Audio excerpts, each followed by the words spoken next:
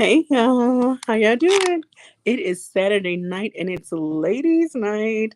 I am joined by a panel full of wonderful, wonderful women, and we're gonna give you some tea, some knowledge about love, relationships, and everything in between. And tonight, the topic is women are neither heard nor seen. Now, we all know we have experienced, if you're a woman of any age, you have experienced feeling not seen, not heard in any space that you occupy. But I'm not gonna do all the talking. We're gonna get right into it. So, where the ladies at? Where my girls at? We're here. Hey. So I am the host for tonight. I am Quabila, or you just call me QB. I have Mrs. M3. How you doing, ma'am? Good. Welcome and thank you so much for hosting tonight. Hi, Thank you. ladies. Thank you all for welcoming me. First of all, I should say that.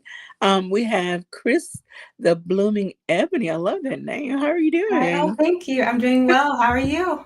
I am wonderful. And then on the bottom row, we have Tawana G. Did I say that right? Yes, Okay. you did. Thank All you. right. And we have soon become my best friend, Queen Forever 2K. How you doing? I'm already there. I'm already there, QB. And last but most definitely not least, we have Mimsy Lens. How you doing, man? Fantastic. How's everybody doing tonight? Wonderful. So I want to give just a little. I'm the nerdy girl around here. I may be one of many. So I want to give just a little background of how women being seen and not heard has been going on for centuries. I love history, and so I found this uh, speech written by Sojourner Truth back in 1800s, and where she addresses this group of men at a Congress meeting of some kind, and they were talking about women's rights and things of that nature. And so the title is "Ain't I a Woman?" I'm not gonna read it all, but she basically addresses them as, you say women should be treated this way and should be done this way, but I don't get treated that way. You don't do what you say in accordance to women. And so it's like, ain't I a woman though? So, and then during this time, there were also racial issues that women were facing. So it was a number of things happening. She was basically trying to point out, I'm a woman, I'm a Negro, don't I deserve the same things that other rights that other people get? So here we are, 2022. We still face some of those same issues, no matter what your ethnicity is. Men see a woman and their misogyny rises to the roof, you know, and they start treating us like we're fragile and unintelligent and, however else their little fragile minds feel. So let me stop talking. Let's get into some questions. Let's get into some discussion. I want to hear from you ladies and your thoughts on this topic. Whoever would like to go first. I guess I can start. I think one thing that when I saw the topic comes to mind is um, if we can each talk about how we want to be seen. How do we want to Hmm. be acknowledged, or what is our legacy? What legacy do we want to present, family-wise, culturally, career-wise, from from our perspective, how we feel that we are seen or would like to be seen, like the narrative, change the narrative kind of thing, caring, compassionate, motherly, nurturing, businesswoman. What are the things that we would like to be known for? And is it a momentary, like in the moment where I'm at, see me where I'm at? Or is it in general, like you can generalize me in this way, but not in that way? I guess that's, when I saw the title, I thought about that, like what do you want to be known for? For me, what do I want to be known for? I am a teacher. I am a wife. I'm not a mom. I want to be known for my intelligence, my gentle spirit, my goofy side. I think in everything, regardless of where I'm at, I want to be accepted, whether I'm angry, happy, mad, sad. And I want to treat people well, and I want to be respected. I want to show respect. If people are not feeling respected, I want them to tell me.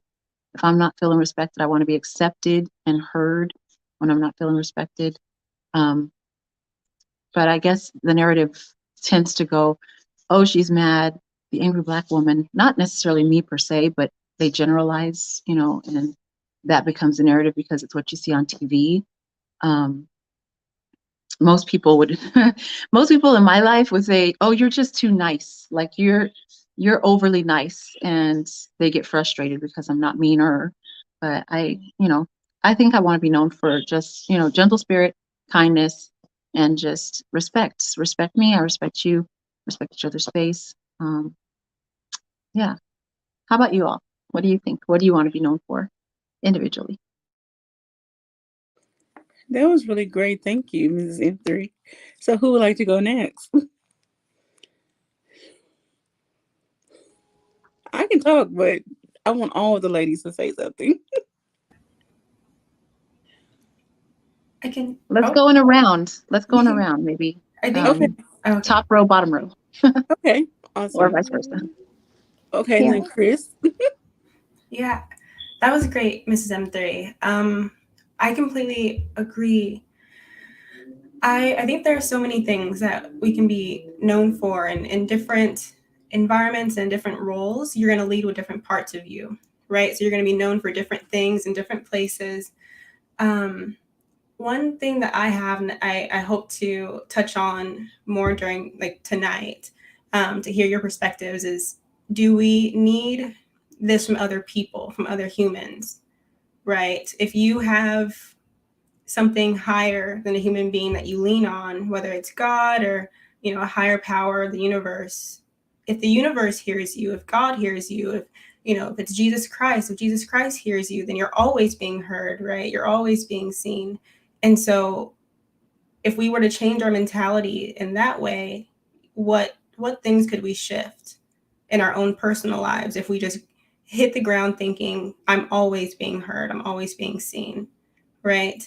And then one thing, if we look at it from a more worldly standpoint, advice that I got was, if you're quiet, just make sure that when you do speak, you are heard, right? Make sure that you're saying something that people have asked to hear in that moment. Sometimes I think we can oftentimes waste our energy giving people advice that they don't want in that moment, right? They don't know that they need it possibly, but they haven't asked for it. And so we kind of waste that energy. And so, just kind of gauging our environments to see, okay, is this the right time for me to talk? What does that person need in this moment? Is it that they're ignoring me, or is it just that they just aren't receiving this right now because it isn't the right time? Like, I think most of us probably had an incident where we say something and the person doesn't acknowledge it, but then someone else says the same exact thing and they're like, oh yeah, that makes sense, right? And it's not that they were ignoring you, possibly. It wasn't meant to be received in that moment or in that way. So if we were to change our mindset around it, how would that shift things? Wonderful, wonderful points. Thank you, Kris. All right, so Ms. Tawana, or Mrs. I'm sorry. Oh, you can just call me Tawana G. Listen, I was thinking when you all were talking, like, man, I literally, I don't know if I've ever thought about that question. Mrs. M3, kind of threw me off. Like, wait, what do I want to be known for, or seen as? And I definitely agree that women are sometimes placed in the seen and not heard category, but I don't believe that women are voices are not heard. I think that women have very powerful voices and have fought a very long time to make sure that our voice is relevant.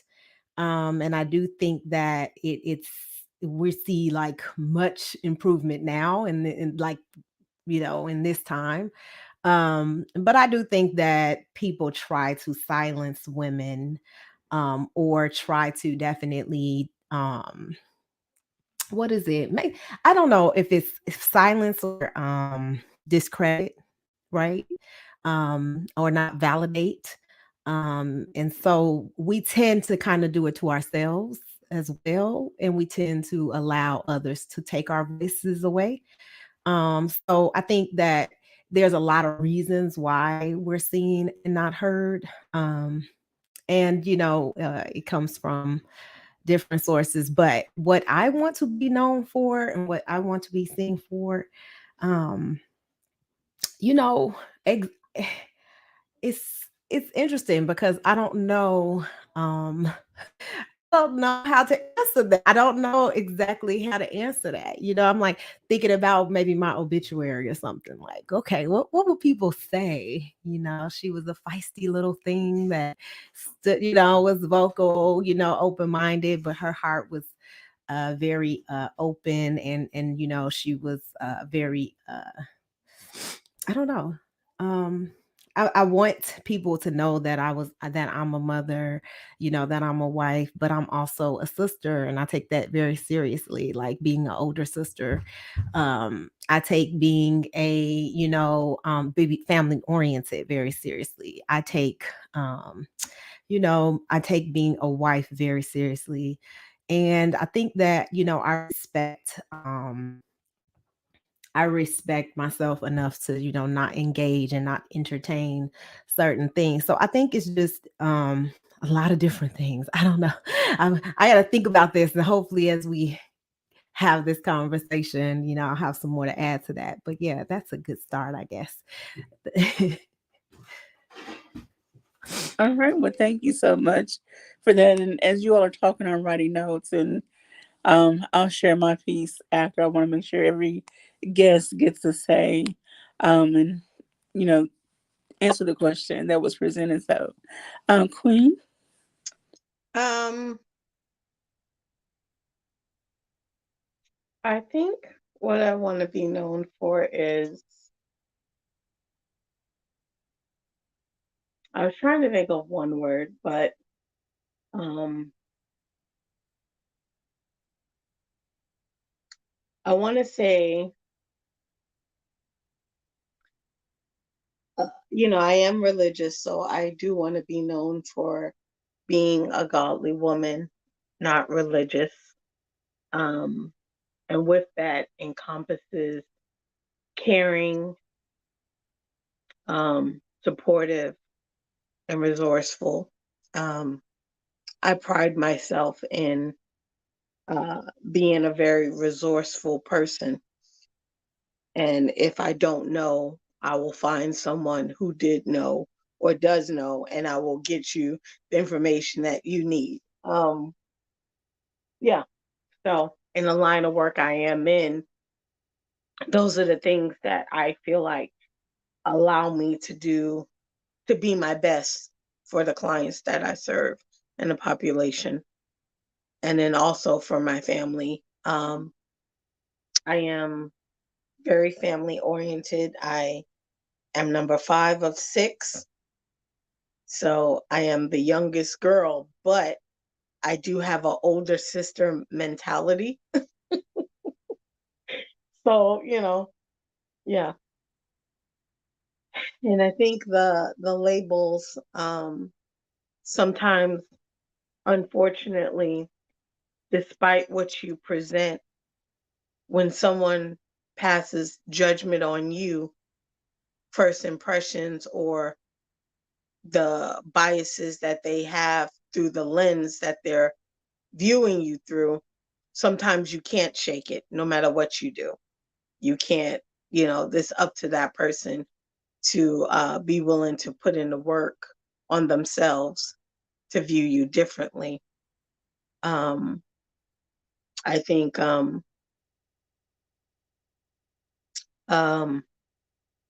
people not hearing what you say and take it from someone else, that's a lot of the biases or issues that we face. Or I'm not going to say we, I'm going to say me as a Black woman faces every day. I'm supposed to be seen, not heard. If a great opinion happens, it, even if it came from me and I developed, it's not my idea, it's someone else's. So, and I think if we speak up, no matter how soft or gentle we are speaking or quiet or meek, we're still deemed an angry Black woman. Or I am going to say me, because I spoke up, and I'm not supposed to speak up. I'm supposed to shut up and take it. And that's not what my ancestors fought for me. My mothers, my aunts, my grandmothers fought for me to shut up and take it. So, yeah, so that's my take on it. All right, awesome. Thank you. And Mimsy Lynn's had to step away for just a moment. But I want to welcome Sophia Sharif. How are you doing? I'm well. How are you? All right, so I want to go ahead and give you an opportunity to speak. And Mimsy, just let us know when you're back. Um, So the question was posed, well, the topic for tonight is women are often seen or neither seen nor heard. And Mrs. M3 posed the question, how do you want to be seen? What legacy do you want to leave? You know, when someone looks at you, what do you want to, I guess, portray to them? I hope I said that right, Mrs. M3. What are the best? Okay. I love that question. I would like people to see me as they see you all. This is a together thing, a unity thing. Because when they see Black women, they're not going to see me. They're going to see all of us. They're going to put all of us together, regardless of how smart, how not smart, how articulate, or how quiet we are. They're going to always group us as one. So I would like to represent you all well, and I would like to stand up and be well enough to represent you all. That's the legacy. There's nobody is perfect. There are a lot of things that I'm pretty sure that you all can do way better than me. But when it, like I said, when it all boils down, um, I couldn't be either of any of these women on my best day because it's only one of that person that created. So I have to accept and love you all in order to love me, regardless of if it's a Asian or an Indian or a white or another Black. We're all the same. And it's for women to understand that, regardless of what you wear or how you act, you can be the classiest, most beautiful woman. And if we're seen as hood on your best day, we're not going to be anything but hood. So I want people to see us representing in a focused, positive way and understand that what they may think, we are somebody. We are people. We have feelings. We have opinions. Whether we say it or not, we have opinions and we have feelings. If you have feelings, we have that too. We're not trying to be eye for an eye or tooth for a tooth. Just let us represent and be who we are. That's amazing. Thank you You're so so very very much. welcome. Wow. Okay, so again, I'm taking notes. I'm a note taker, and when people are talking, I like to take notes. um, and so I just want to add my little 2.5 cents to this conversation. Um, so I was thinking about the movie The Banker. And this is when Miss Ebony, I'm sorry, Miss Kris was talking and Mrs. M3 was talking about, women in the background and, they don't always recognize our intelligence and things of that nature. In the movie The Banker, part of the reason the men were able to get away with their scheme was because of the woman, Nia Long's character. She worked in the bank and they only saw her as the help. And she often, was cleaning around their desk and they didn't know she was as intelligent as she was. And she was picking up on what they were saying. She would take mental notes, go in the bathroom, write notes, and then take it home to her husband and his partner. And they would, were able to do what they needed to do. That's one thing that happens to women. Most, I'm going to say men, most men, they don't see us as viable people, as intelligent, intuitive people. And for me, I want to be seen as the woman I was and the woman I am now. Um, I'm not that little girl anymore. I'm a grown woman with degrees, with intelligence, with capabilities. Um, Yeah. while I may be limited physically in some of my capabilities, I am still mentally and psychologically capable in many other ways. And you will not overtalk me. You will not put me down. You will not discredit me because I know what I know, what I know, you know. And I feel like I shouldn't have to raise my voice. And then Miss Sophia has said there's also this representation thing. I often get secondhand embarrassment when I see us acting badly. And it's not that I'm so prim and proper. It's just that, can we do better, please? Better, just please. That's all. And I see Miss Mimsy is back. And so would you like to go ahead and share your piece, ma'am? I've got kids in my background. They just won't go to bed. Um, I'll just keep it real simple. I suppose I just Mimsy Limbs is a super chill person. I like hanging out with Mimsy Limbs. She's all about the Almighty, and it's really very simple. Hi. Hey, beautiful babies. Yeah, it's just real simple. Mimsy Limbs was cool. She was a good person, and she loved the Almighty. Everything else, I'm a wife, I'm a mom. Everything else just kind of comes in along with that. But as long as everything revolves around the Almighty, then it's all gravy. Absolutely amazing. Thank you so much. There was a question slash comment by Princess K that I wanted to address, but I wanted to make sure we get to the questions on hand, and let Princess K not overlooking her statement as well. So did anyone else have a question that they want to pose first?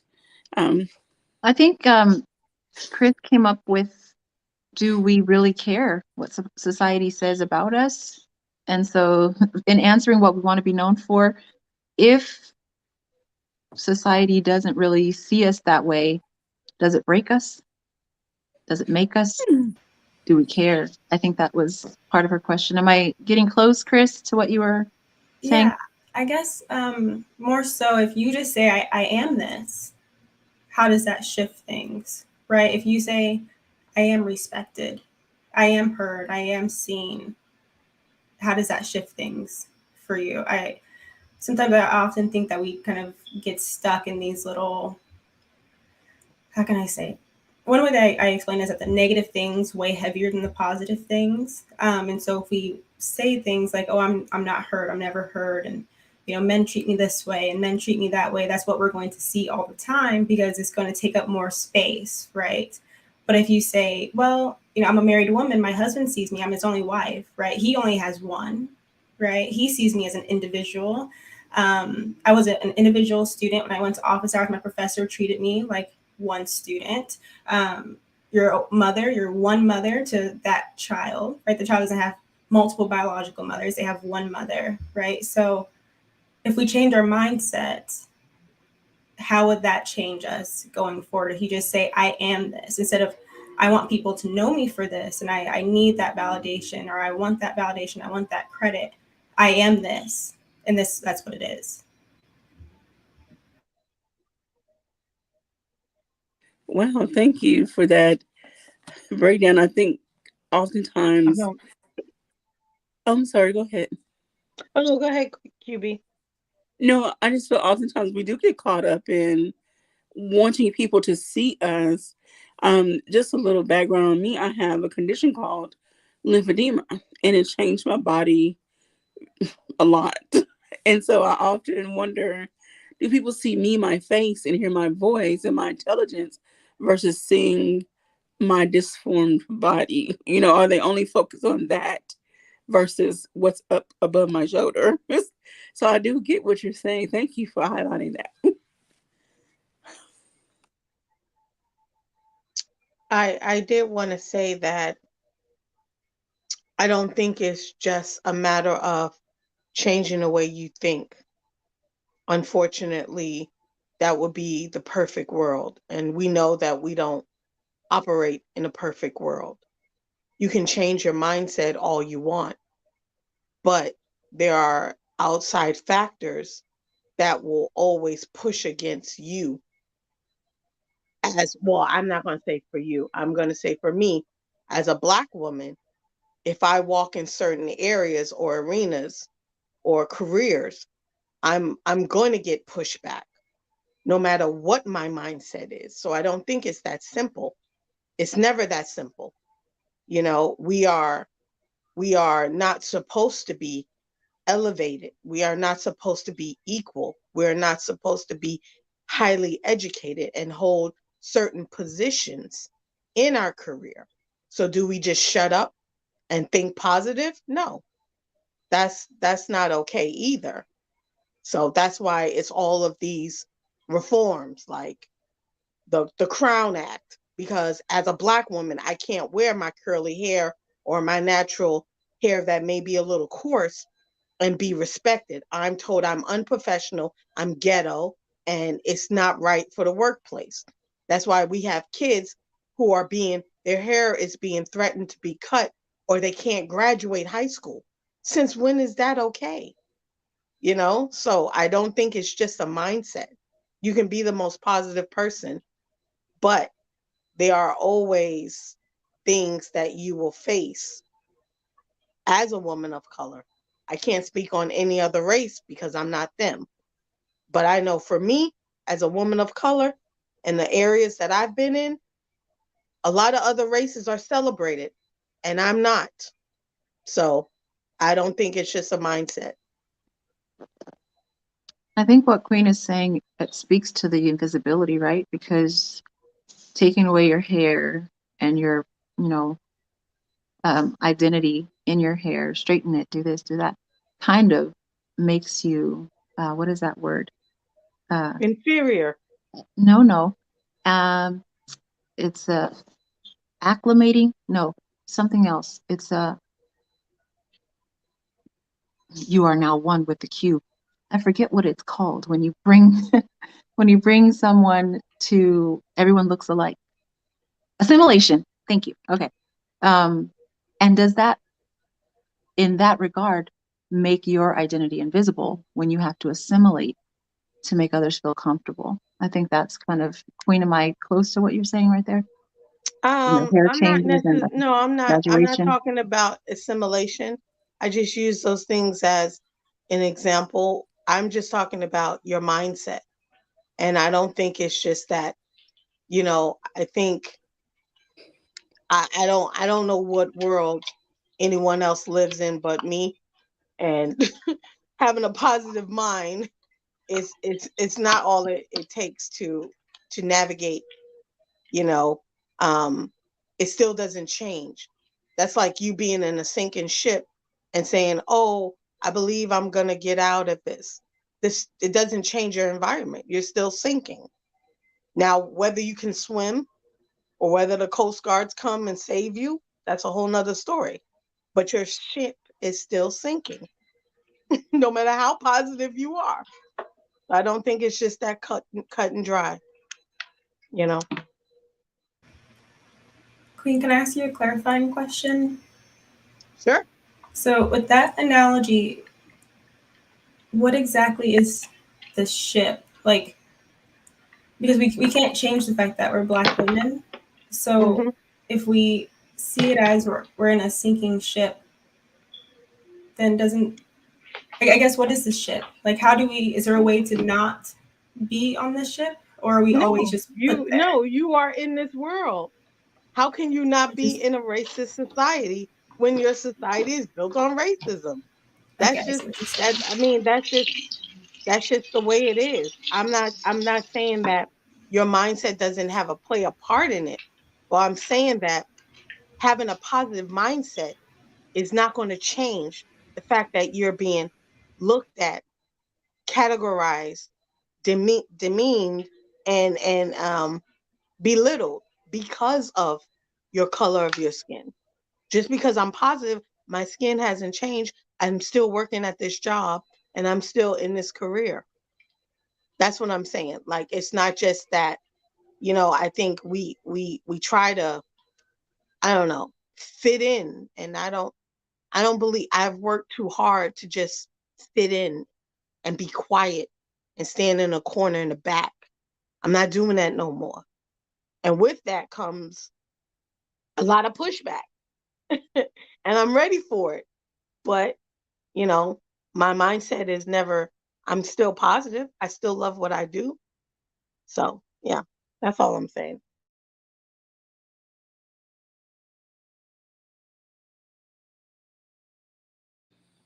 Okay, thank you for that. Did anyone else have any insight, anything they would like to share concerning that? What was the question? I'm sorry, I switched computers. Okay, well, they were talking about the mindset versus or the reality of being in this sinking ship. My thoughts and views might be a little more radical sometimes for some people. So I often don't speak on what I believe because I often get this side eye look. My thought process now at this point in my life, because I have had certain life experiences, is I face reality that I am a woman of a certain ethnicity, a certain look, whatever you want to call it, in this day and age. I'm going to stop focusing on who I feel is against me, no matter what their ethnicity, their gender, whatever is. And I'm going to focus on what I can do, what difference I can make in my corner of the world. Because if I, if I'm constantly caught up in what they, he, she, them, whatever thinks, I'm going to forever be there.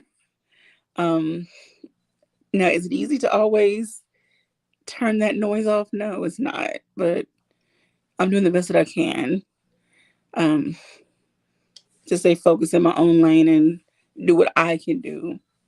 But that's just me. So Did you say you focus on the people who don't like you? Wait, I didn't. I try not to. Oh, you said you don't. Oh, I was like, wait, you want to focus on those folks? No, no, Why? no, no. What? No, Okay.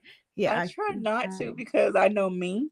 It's easy to get overwhelmed and emotional and just say, F it. So I try not to focus on them. Like, okay, Kabila, what can you do in your own corner of the world? Who can you influence? Without the noise from the others. He, she, they, them, whatever. Yeah. The name. I totally agree with Daryl's comment. What did he say?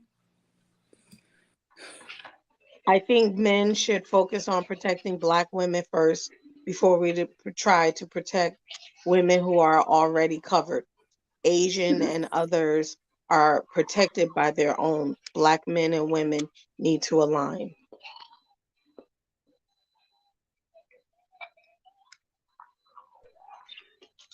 I have a That's question. Go ahead, Miss Um, Miss. I wonder, and this is not just like for, Black women of color, but just in general, our observation of ourselves, our observation of our friends, our observation of society. Do you feel like women tend to project or feel insecure. Like our insecurities, do we project our insecurities on other people? Do we despise it in other women when we see it? Do we see it as weakness? Do we judge them, prejudge them, ignore them when we see things in their character that we dislike about our own character? Like, I wonder why it is. You can say hello to someone, could be same race as you, whatever. Um, and especially your own race, but they'll just walk past you and not as if they didn't see you or hear you. Um, and you're thinking to yourself, well, that person's really got terrible manners. And you might even say it out loud, you know. Um, what might that be when we're in a group and maybe there's a discussion going on? Could be a round table, could be at work, could be at church, could be at wherever, and we overtalk. But do we validate each other when it all comes down, or do we only take our opinion? And is it that over talking is like, I'm stepping on your ideas because I don't believe you? Or is it we're over talking because we're making the same point and we just want to be the loudest heard? Like, regardless of race, like women, when we do that, like, where do you think that comes from? Do you experience it in the way that I'm saying it or in a different way? I don't know if I'm making sense, but whatever you understand of what I'm saying, can you speak to it? Anyone? I think a lot of times we see each other as competition. So if Yeah. I'm in competition with you, there's no way in hell I'm gonna align with you. You know, I'm not gonna say I'm not gonna speak on any other race. I will always speak on the Black race because that's what I am, and that's all I am 24/7, and however long I've been on this earth. So as Black women, we don't support each other a lot of times because we were trained that we are each other's enemy. That's why the Black community is where it's at. Everybody's trying crabs in the barrel, or the rats trying to get the piece of cheese, but they realize if they actually work together, they can all get a piece of the cheese. The cheese is big enough. But we think, oh, this one job interview. So you see five other Black women, they don't speak to each other in the waiting room. They don't look at each other. They look at each other up and down, and they're trying to intimidate each other because they think, oh, it's only space in this job for one of us. There's only space for promotions for one of us. That's why we treat each other that way. When I've been in these job situations, I've seen different races tell a cousin, tell a sister, tell a mama, and five of them are going, because it's 20 positions. So they all work at the job. They all sit with each other. I watched someone who was hired for speaking, I think it was Cantonese. She could write it, but she couldn't really speak it. The aunt who got her hired, three of them who took the test sat with this girl every day for 2 hours, teaching her how to speak Cantonese and what was going to be on the test. The Black people, they didn't sit with each other. They looked at each other up and down. They went their separate ways. And so that's what I say. We think we're taught we each other's, it's that one spot. And I gotta do what I gotta do to get it. And I'm not gonna help you come up because I gotta come up. There's no room for you two. It's always that mindset. It's only room for one of us. So I'm gonna do whatever I gotta do to be that one. So yeah. Not knowing if they had sat and talked just a little bit while they were waiting for that interview, they probably all five had some kind of talent, could have made their own business together and walked out with something of competition or what that was beneficial to all of them. If Most we def. unite, if we're united, we're powerful. If we're divided, we're weak. So why do you think we're so divided? Because we want to, the powers that be want to keep us weak and see each other as our enemy. I mean, that's pretty But much that it. but that goes back to one of my comments previously in a book I recently read called Black Innocence, A Simple Conversation. Once we adjust our mindset that has been almost pushed upon us by the outside forces. I don't want to make this a racial thing. However, again, like you said, I'm a Black woman and that's my experience.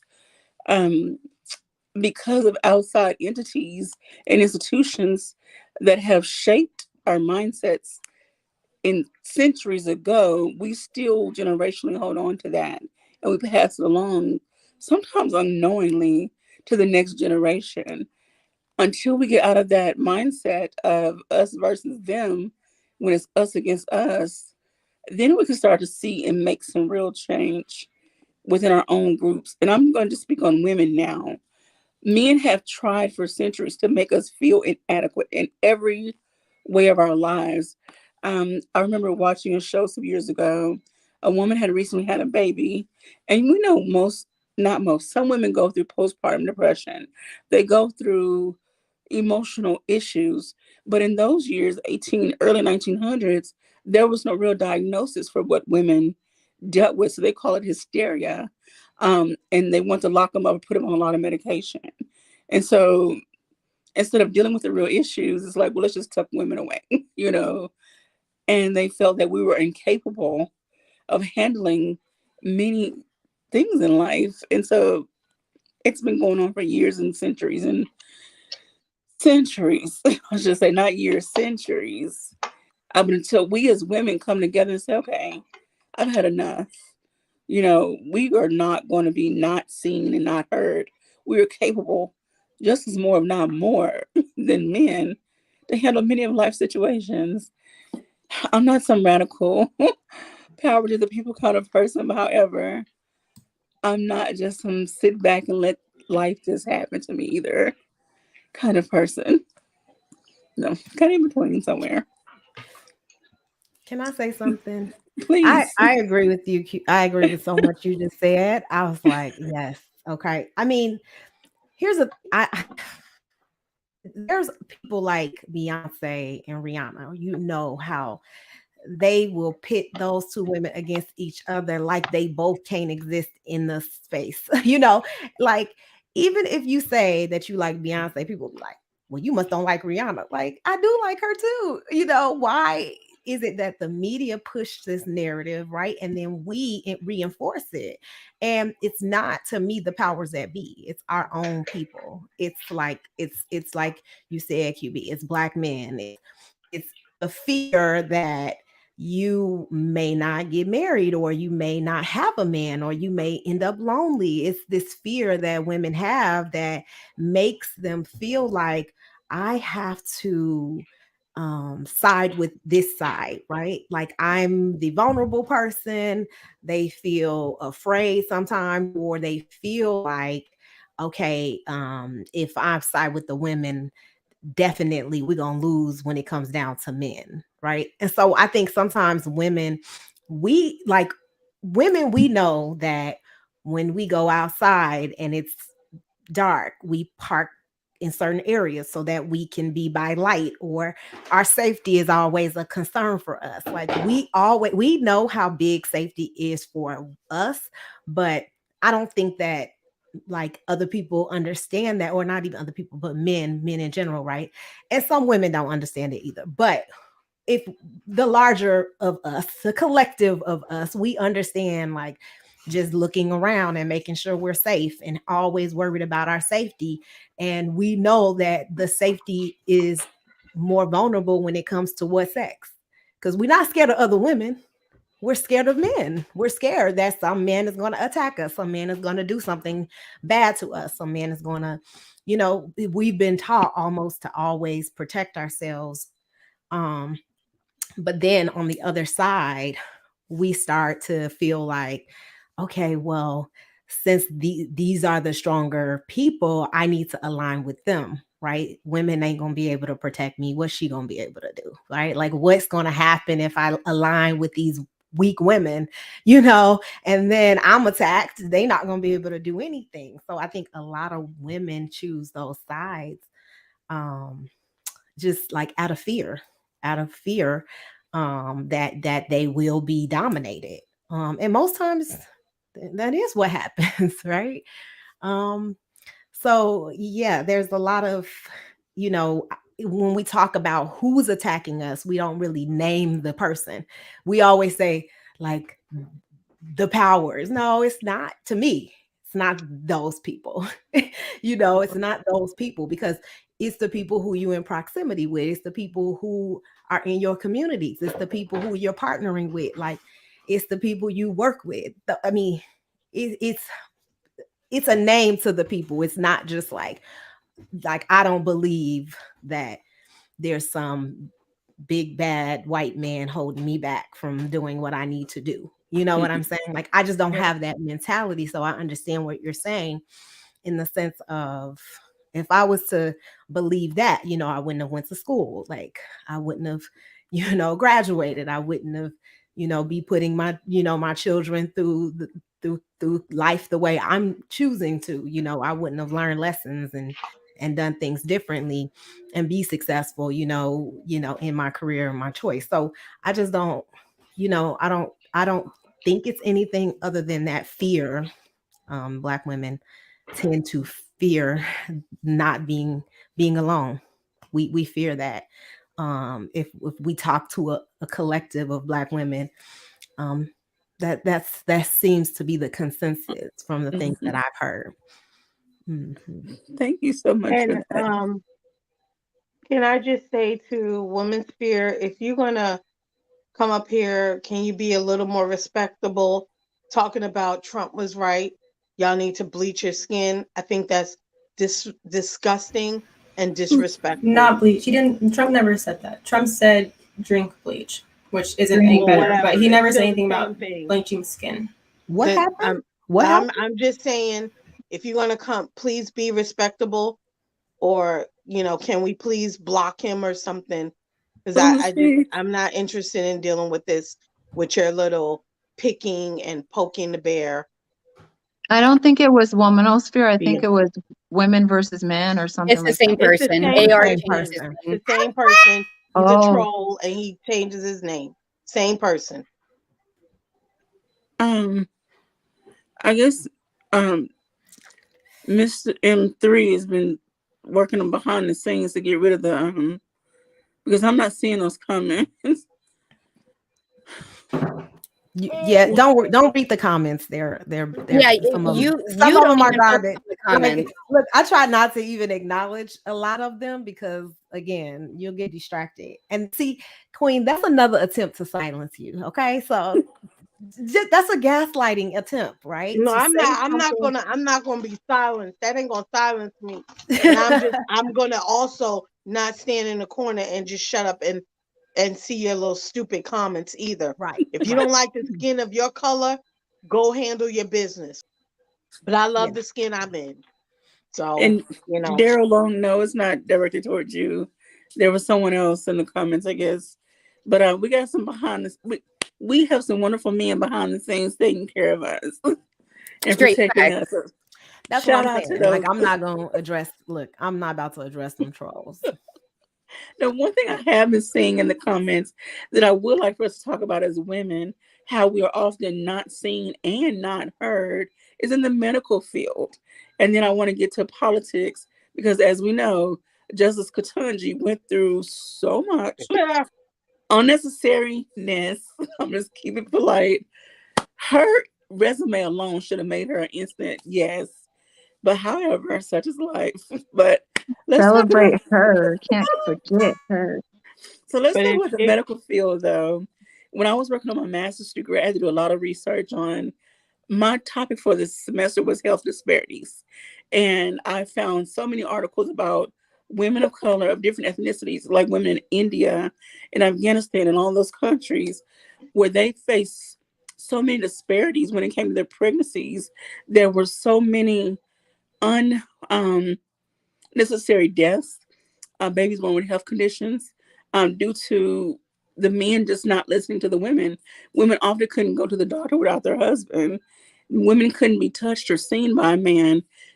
She reported her symptoms. She was not hurt. Black women having unnecessary pregnancy health scares due to just not being seen and heard.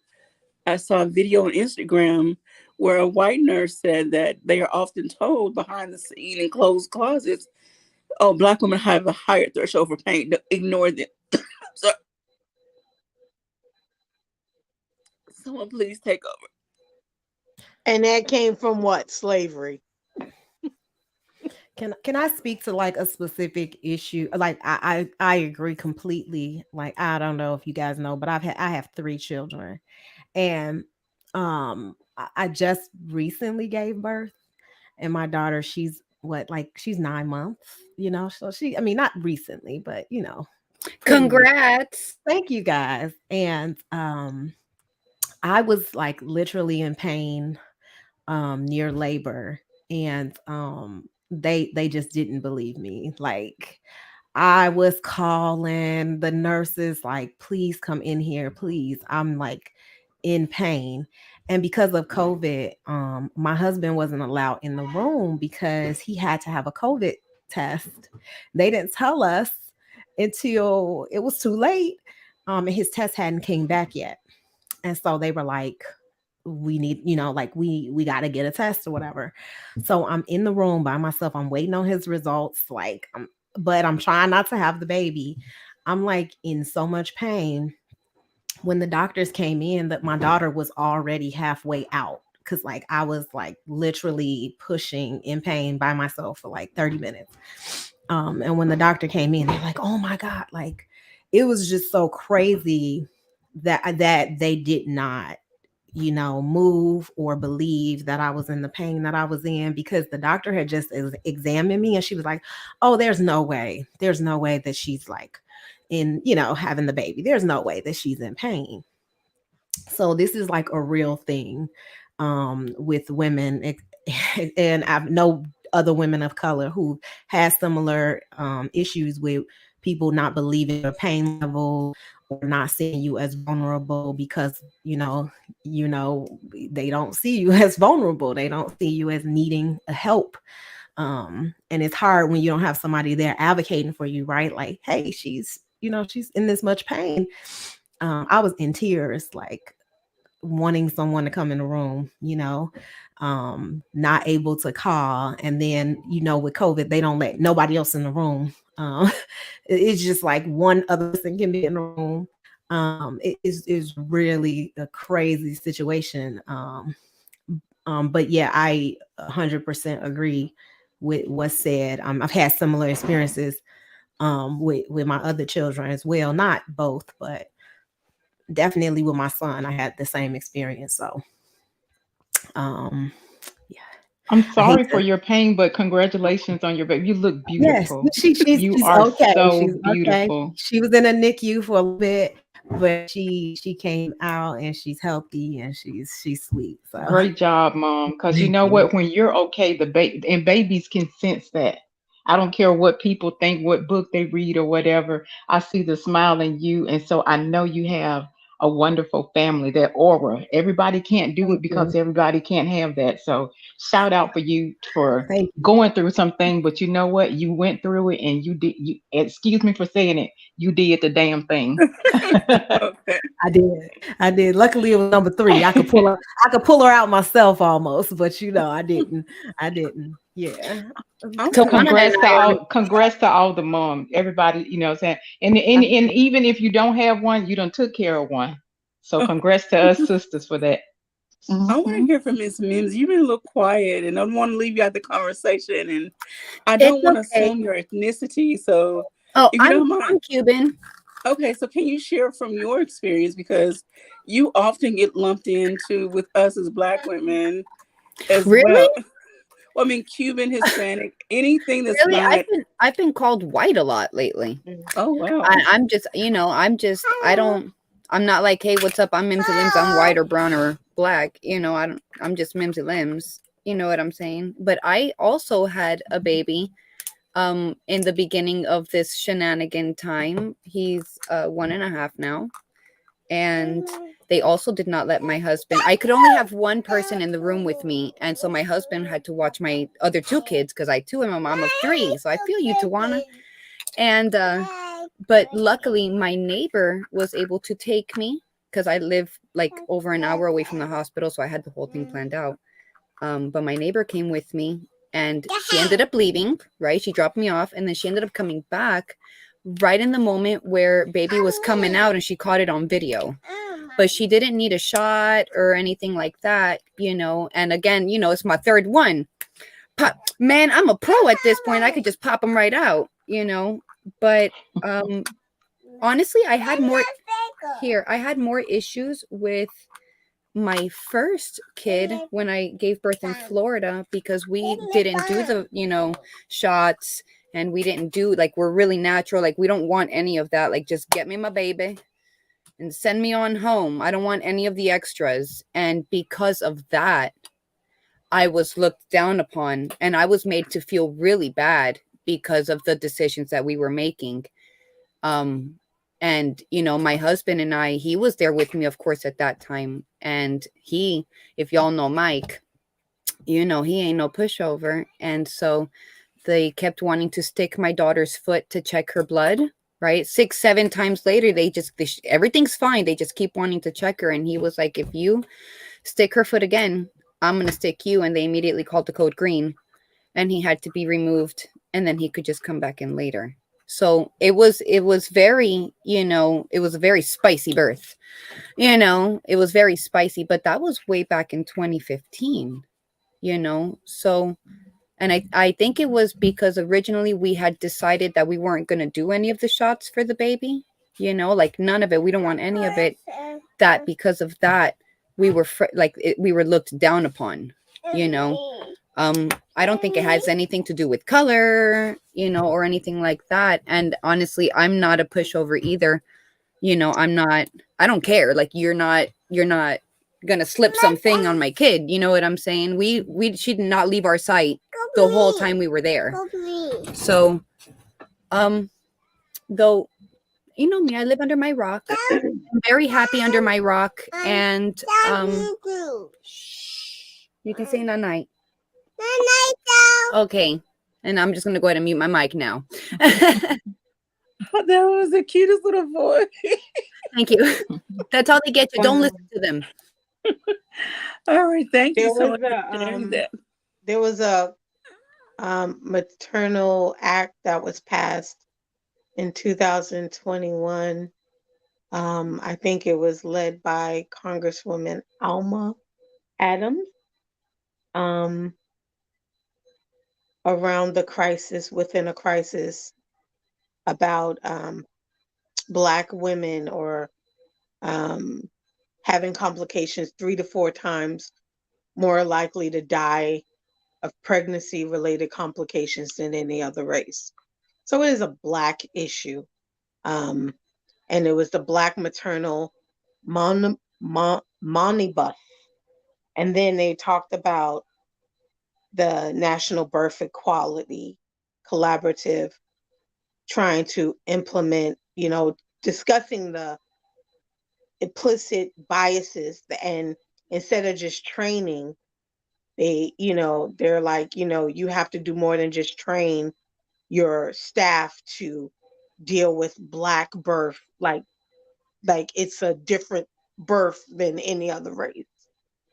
So it is an issue, and unfortunately we face it more. And I think there was something with Serena Williams recently spoke up about something that Yes. happened to her, and she has money, well known, famous Black woman, and she had issues that she had to deal with. So I think a lot of women are now, I know that a lot of people do doulas, and I don't know how much they advocate for the moms, but A yeah, lot, a lot. If you have a yeah, doula, it can yeah. My really help. roommate, Mhm. my roommate, became a doula just because of that. She was from Nigeria. I mean, she's from Nigeria, but when we were in college, and she became a doula just because of how many Black babies died at childbirth, or the moms, because of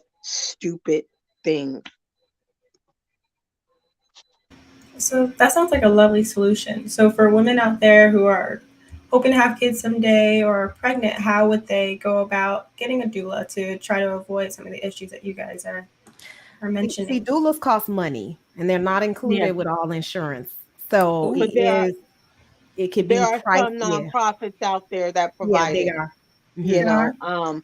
But I Yeah. think it's unfortunate that you, as a pregnant Black woman, need to think about lawyering up before you go give birth. That's ridiculous. That's when I say that the mindset is not changing the narrative of what people face every day. And I'll just say, No pregnant woman should ever have to worry about having legal representation to get pain medications that she paid for through her insurance. That's ridiculous. there are certain insurance that won't honor your doula nor your midwife, which midwife Right. and doula, to the same thing but different cultures. And I've been in the room as a health educator, prenatal mostly, for 7 years. I've been in the room with women who had in their, I'm not going to say the name of the hospital they went to, but a couple different ones in their writing, in their birthing plan, do not give me epidural. And every time there was a contraction, the nurse would offer it. And eventually some of them, they give in because the pain is so great. And especially if it's their first child, and they're going through the whole, process of their, their birthing coach and all the things, and they're training with the midwife. And at the day of the delivery, oh, the midwife is busy and here's the doctor for, whatever said insurance that you have. And so all of their plan doesn't get read, the doctor just takes over and does what they do, and it's a sad situation. And it's not just African American because, 7 years, hundreds of women, it's women of color. Yeah. Latin and Black, brown and Mhm. brown and Black. That was something that now that you mention it, that was something that I experienced with my daughter 7 years ago in Florida. The same issue, code green. All right. The code green experience, when I was in labor going through my contractions, that nurse did not stop coming in offering me epidurals. She did not stop coming in. And my husband was like, yo, like after like the 10th time, dude, yo, don't come back in here offering epidurals. We're not going to take it. And I didn't want it, and 3 kids later, I've still never done the epidural, but it's true. They push it upon you and they push it on you and they push it on you. And until eventually, because the contractions hurt, they do. They're way worse than the labor for me, because they keep coming back. Once I push that baby out, I'm not in pain anymore. The But contractions. they don't push it on everybody.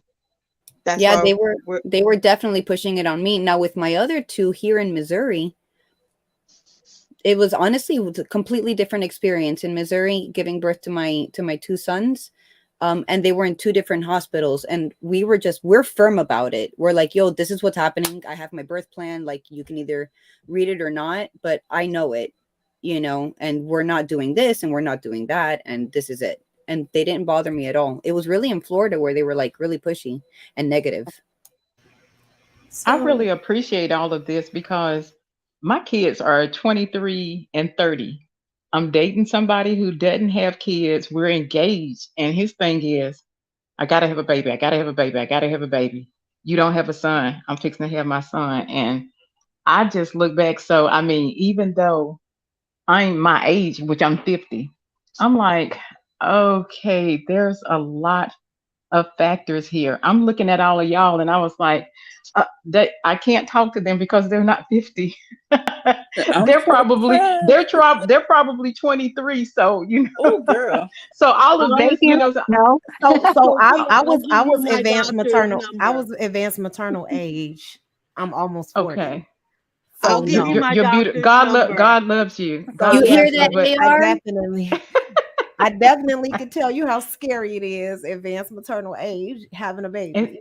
and Yeah, see, for sure. there's a lot. Everything that y'all are talking about, I'm thinking about. Okay, saying when I was growing up in home, saying like in home ec and health classes, we were taught after 35 don't have kids because there's going to be, saying health issues and everything. And this person's like, yeah, but I don't have anything to worry about. And I'm like, but I'm gonna be the one that's pushing it out. And every child, saying wants a healthy mom.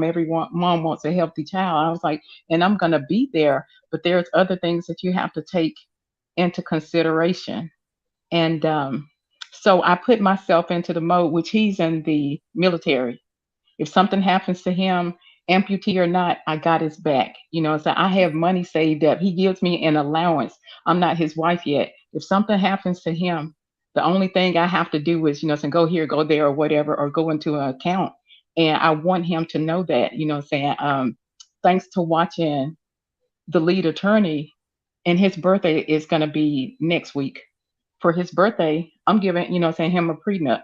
So I got you. I can take care of certain things, but as a man, I still need your backbone. And I need you to understand that I'm a woman. I love you. I'm gonna be there with you. But saying you asking somebody to do with what, saying not calling you all babies, but I see you all as healthy vessels. There's some things that y'all can do that I can't do anymore.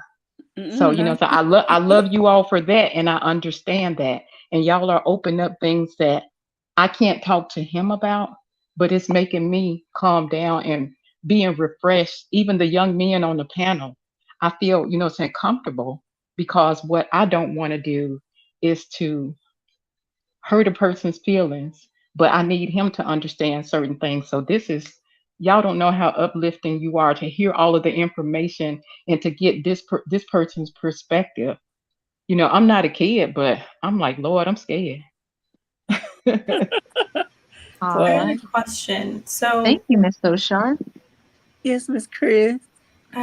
so Minty was saying that, so even though she stood her ground, but her husband was also there, and he wasn't a pushover, in her words, which I think is really important because when you're, I'm assuming, giving birth, right, you're focused on giving birth, and so if you have all these questions and maybe a bit more flustered, and you maybe you're probably very distracted from your original plan. So, knowing that this is going on, what are some conversations that women can have with the people, with their support system, whether it be their husband in the room, their mother in the room, their sister in the room, who have their doula in the room? Hi. What conversations can we have with that person to make sure that when we aren't able to advocate for ourselves, that they know what we want?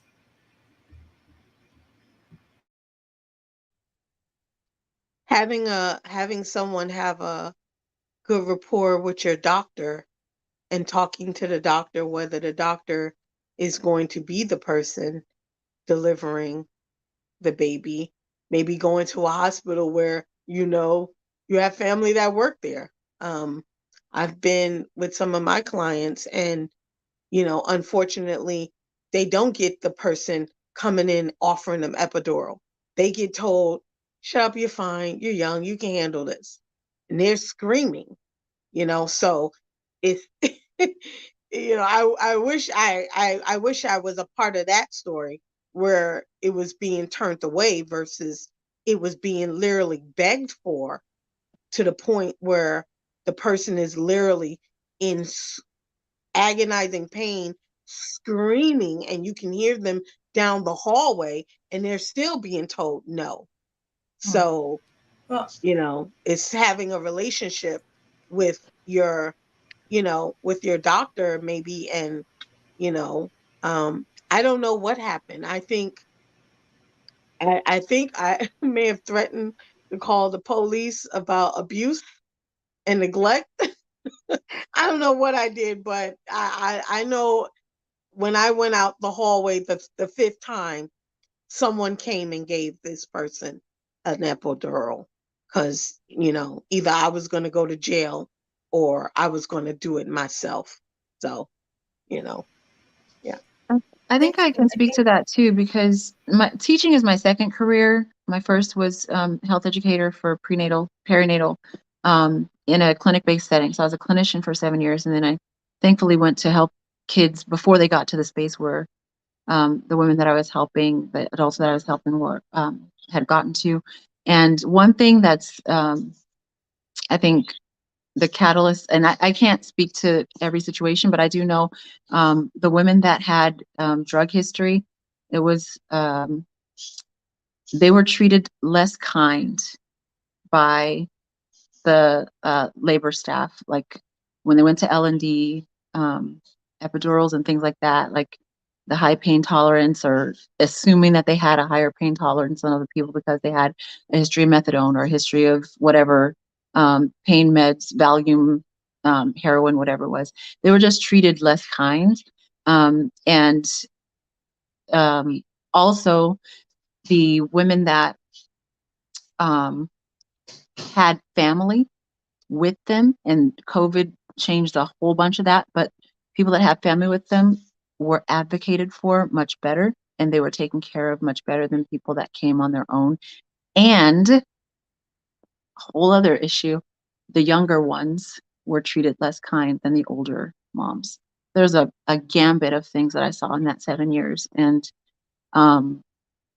sometimes it's the luck of the draw who you get helping you, especially if it's a county hospital or if it's a facility that's, used to private insurance and families and, people advocating for them that are older than, 13, 15, 18,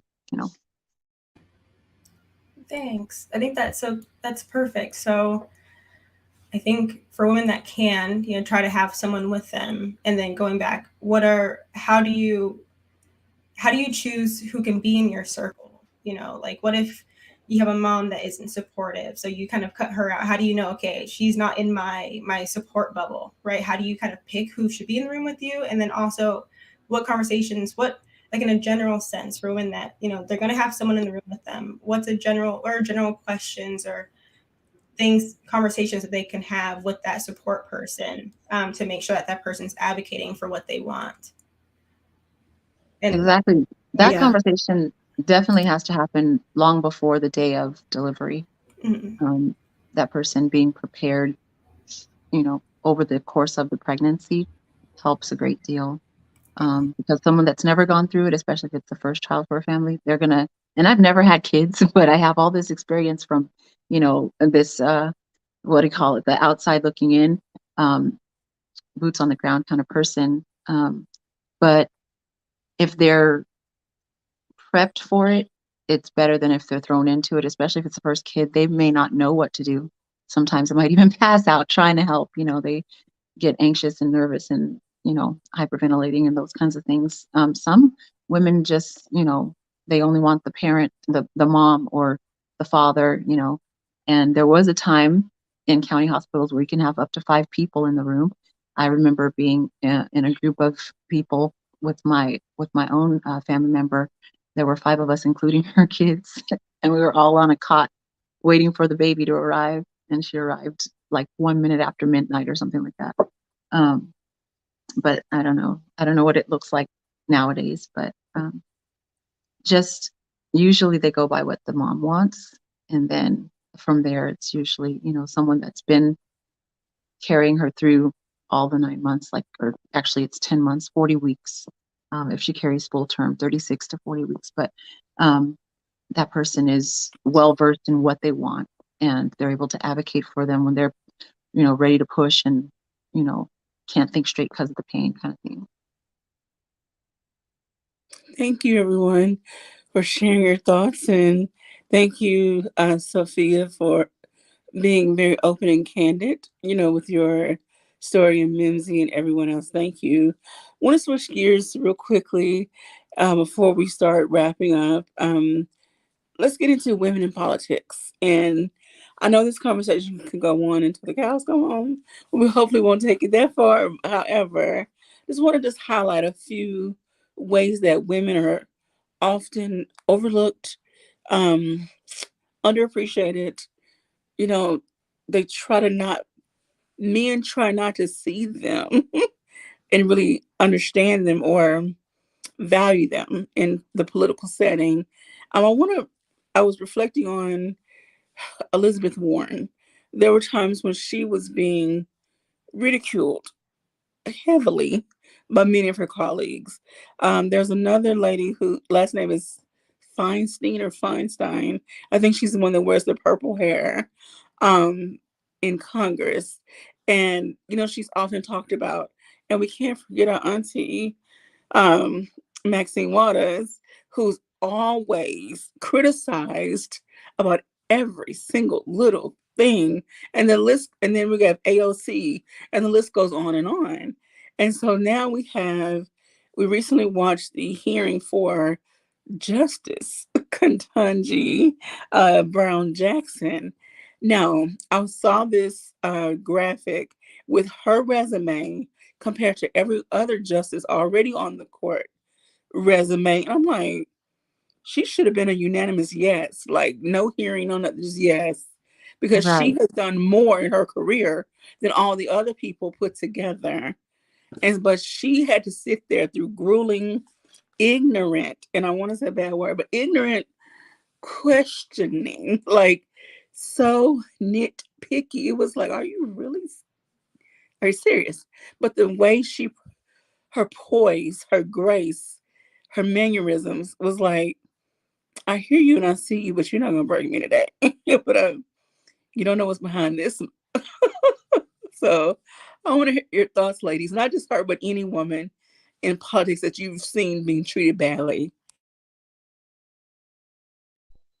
I'm proud of the women today because when I was growing up, we couldn't say anything and we were definitely reprimanded when we did. So this is so wonderful. It's a new beginning for me and I welcome it because at least you can talk. And the thing of it is that as long as you talk, and I got to stand up for Queen, I love her to death. And she'll tell you I'll knuckle up verbally for her. But the fact of it is that once you be quiet, you're going to be put back in a certain position. So I love the fact that people present their opinions and they, present and push forward. But whether a person agree or not, because you're a woman and you're making your opinion known, you're going forward, and it's for the haters to keep you backwards. So I'm loving everything that I see today. It's refreshing. I enjoy it, but I hope that everybody continue to go forward. And it's gonna be hard because it's for them to break you down. And some of these men will turn around and break a woman down and act like they manhandling verbally or mentally. They're manhandling a woman. So they don't understand that the hurt that they're caused. But I love the women because they keep going forward. Like what I'm saying, like a shero and everything. That's like Michelle Obama. I don't think you can get better than that. And I love her. She dealt with the saying the opinion and the opposition, and she's still that classy woman. So that's what I see. And Saying the her future. and her speeches were stolen, and she Oh, still look, walked away. Queen, don't get me Classy. started. Okay, yeah. And they Verbatim, try so hard to paint not her even masculine. switched up, not even a word. Just the kids' Verbatim. names. Just the kids' names. Yeah. They try to make her so masculine. They try to dehumanize, paint her as masculine, like humiliate her. It is really disgusting what people do in these spaces.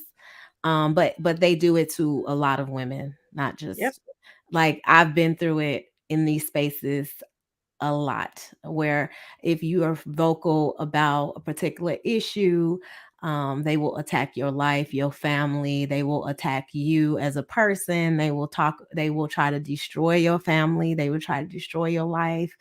They will put everything that they can against you because you're vocal about um, issues. And so Sophia was like, oh, she appreciates that we can be honest, but can we?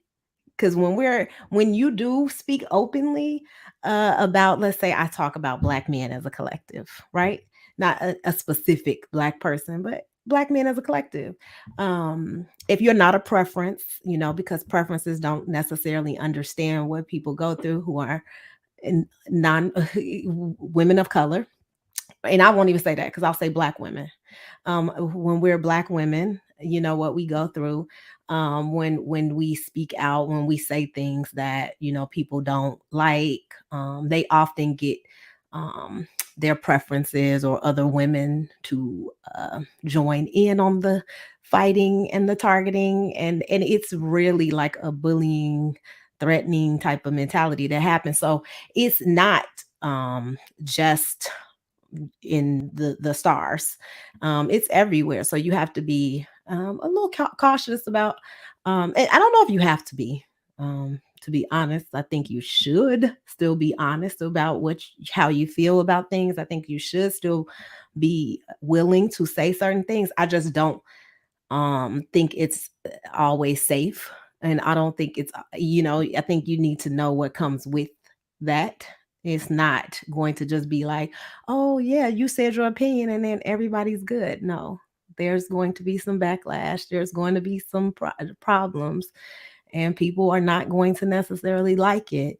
So, I think you should still be honest, but know that that's what happens. And so that's why it's even more important to have support from women, especially women, in these spaces.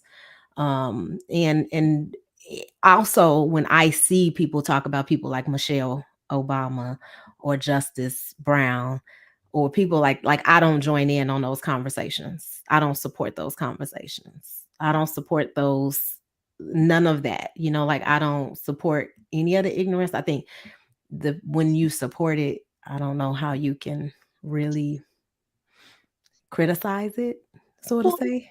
I find it funny. I'm sorry, Juan. I don't know if you were done. Go ahead.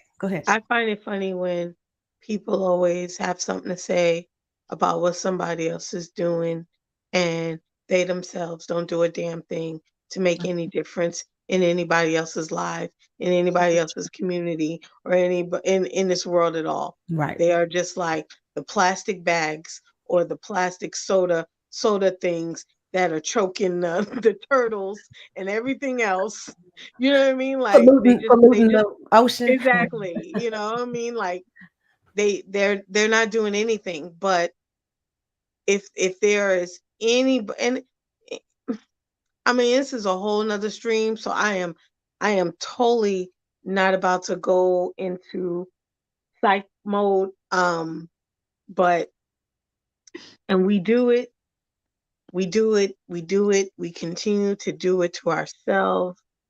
And we are our worst enemy. We will tear each other down. We will rip each other apart and smile with everyone else. And it's so disgusting to me. But, that's just my little take on it. So politically, you go Black women, you do your thing, you go, all these women, do your thing. That's it. Like I said, my plight, my stance, my community is what I see when I look in the mirror, and that will always be my number one priority is my Black beautiful queens, my Black beautiful kings, my princess and my prince, and that's it. And that's what I strive for, to make a difference and to empower them first. If I can't empower my home, then I can't empower the world. And my home is who looks like me. So that's where I'm at. All right. Well, thank you for that. I want to pose another question or talking point, and then I want to give everybody the opportunity to give their final thoughts on the topic as a whole. And so this question came in earlier from Princess K, and it says, "What are you doing to portray yourself or live as the person you want to be?" So basically, tie all of this neatly in a semi-neat bow. um, we talked about all these different ways that we're not seen, we're not heard, what we would like to be seen and heard as, and how, and this and whatever. So how are you going forward? How are you portraying what you want to be seen and heard as? And again, we're going to go around the circle and start with Mrs. M3. All right. So, to speak to that, well, part of the reason that I became a teacher is because just seeing the repeat situations that I saw as a clinician, I felt like I could do a better service to the future by helping educate kids and help them to make informed decisions, to get to them at a space where they haven't all tried or done something that's irreversible for their life. So that's kind of the reason I became a teacher. That's kind of what motivates me, my why, my reason for doing that. I guess I made a difference for the people whose lives I was in at that stage, but there were so many times health education is really, in some respects, in some avenues, in some like clinician settings, can be a thankless job because you'll see the same patients for the same issue that you've went through the soap notes and all the, planning with them, and they're back again 5 months, 3 months later, with the same situation, or they have a chronic illness that, is being treated when it could have been prevented because it's a lifestyle disease, something that it's not hereditary, and so that's why I do what I do, and I feel like that's my purpose. I have tried many times. I ran from teaching for so long because everybody in my family is a teacher, pretty much. My mom was a teacher, my grandma was a teacher, my aunties are a teacher, my cousins are teachers, my sister's a teacher, and now I'm a teacher. But I didn't think that was my path. But every time I'm in a setting with the young people, there's just something different. Like when they get something, when they understand something for the first time, there's this light. I can't explain it. I think maybe parents understand it. When a kid gets something for the first time, they're like, oh, you know, that's like thanks enough.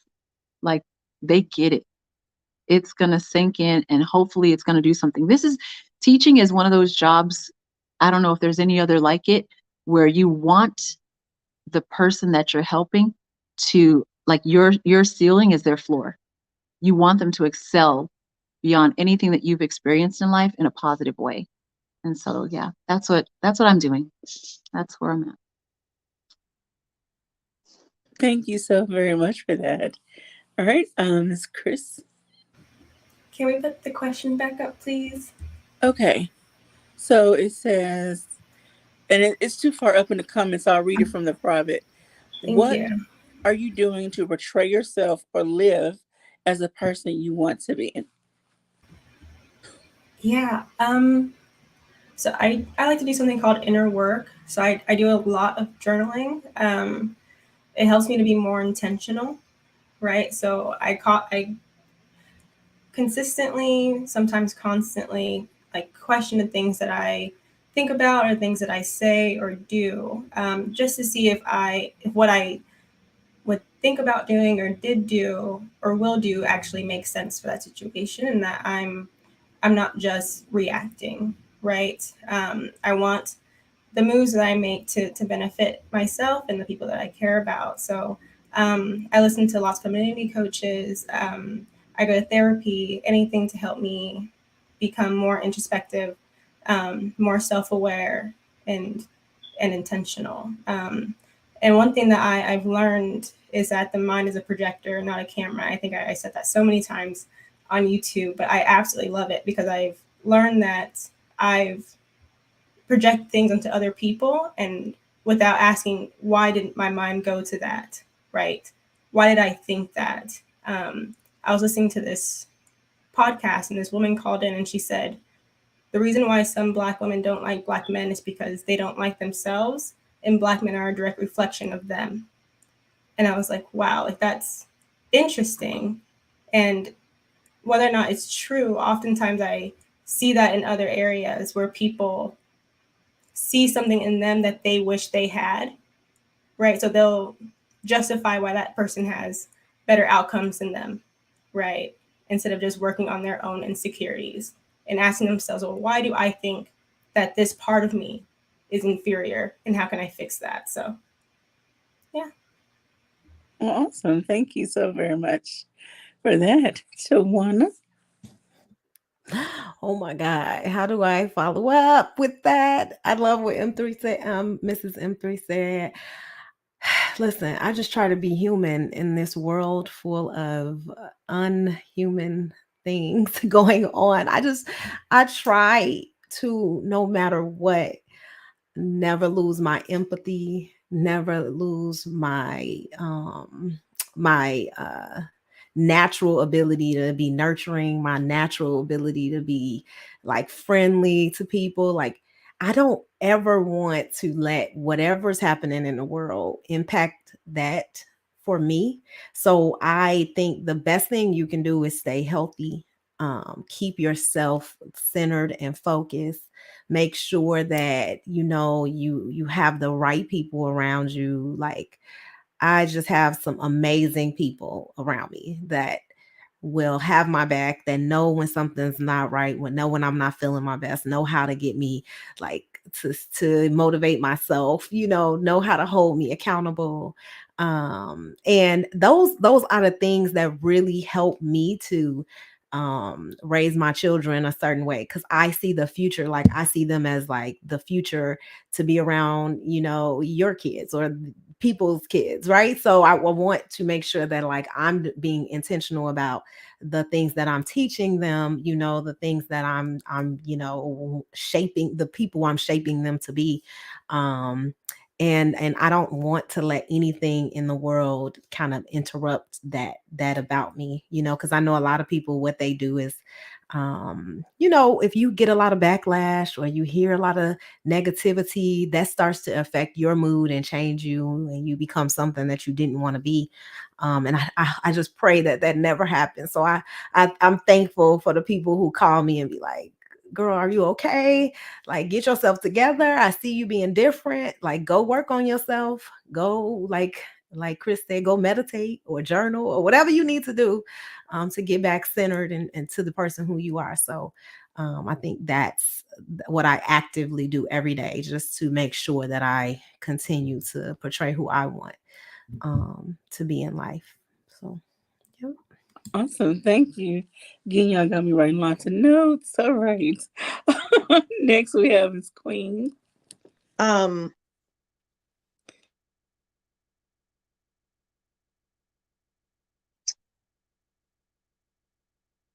I show up. I try to make it a point to show up everywhere to give 100%. Does it always happen? No. Is it always perfect? Hell no. But I strive to show up and give 100% of me. Um, in the job that I do, it's very draining. It's very emotionally, mentally, and physically like exhausting. But when I show up and I see someone smiling, or I make someone laugh, or we're able to turn a tear into a joke, I walk away feeling like, okay, life ain't that bad, you know? So I just try to show up and give 100% of me. Not allow it to drain me, but just show up authentically. Like if I'm having a bad day, and one of my clients asks me, I'm like, yo, it ain't going too good today. And they're like, yeah, I can tell, Queen, the way you walked up in here. And I'm like, yeah, so we'll be able to laugh about it. And then I'm able to show them, hey, like I'm not just here to help you and address your issues. Like I got issues too. Just show up human everywhere I go and just give, and be willing to hear correction, being willing to show the imperfections, be willing to um, fall down and get back up. So that's how I move through life. Well, thank you so very much for sharing that. All right, Miss Minzy.